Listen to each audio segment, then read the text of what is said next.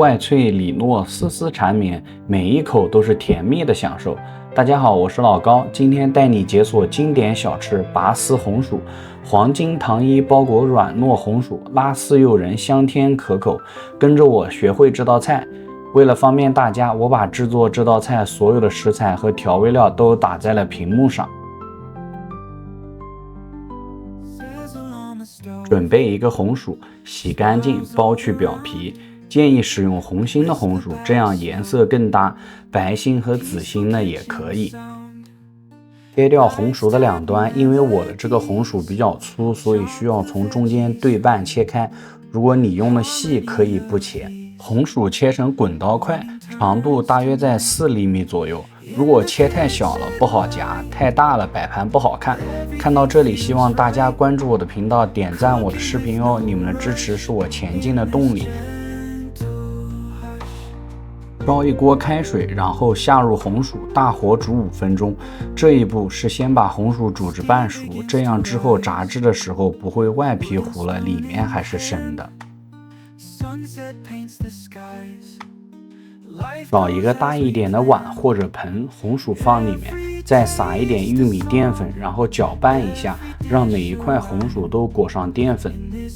关键步骤来了，用喷壶撒一点水在红薯表面，没有喷壶的可以用手蘸水弹一下。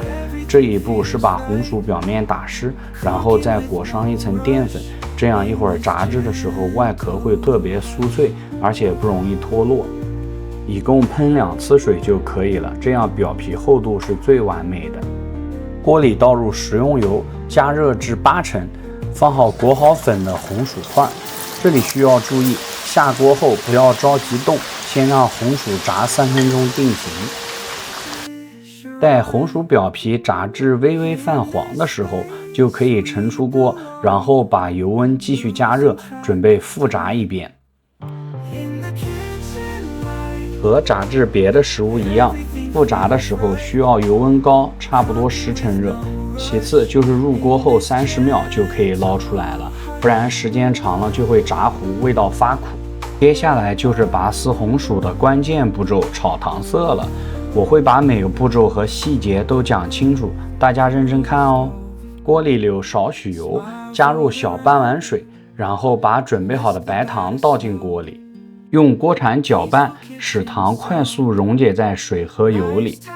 这时候表面会有大量的气泡冒出，这是锅里的水分被加热至沸腾，然后蒸发成水蒸气的过程。这个过程差不多会持续3到4分钟，期间不需要一直用锅铲搅拌，但是需要每隔20秒左右搅拌一次，观察气泡的大小。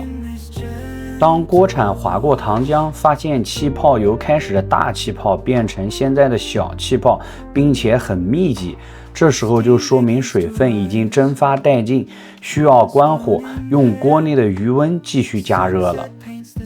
这个步骤差不多需要30秒。此时加热源是锅内的余温，这样的好处就是我们可以用肉眼清晰地观察到糖浆的变化。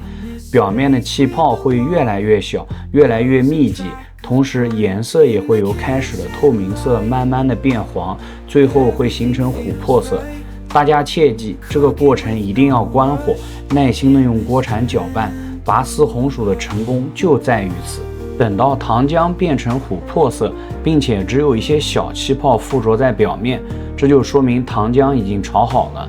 倒入炸好的红薯，还是保持关火状态，快速翻动红薯，让每一块都均匀地裹上糖浆。到此，颜色诱人、味道醇厚的拔丝红薯就制作完成了。欢迎大家在评论区交流心得哦。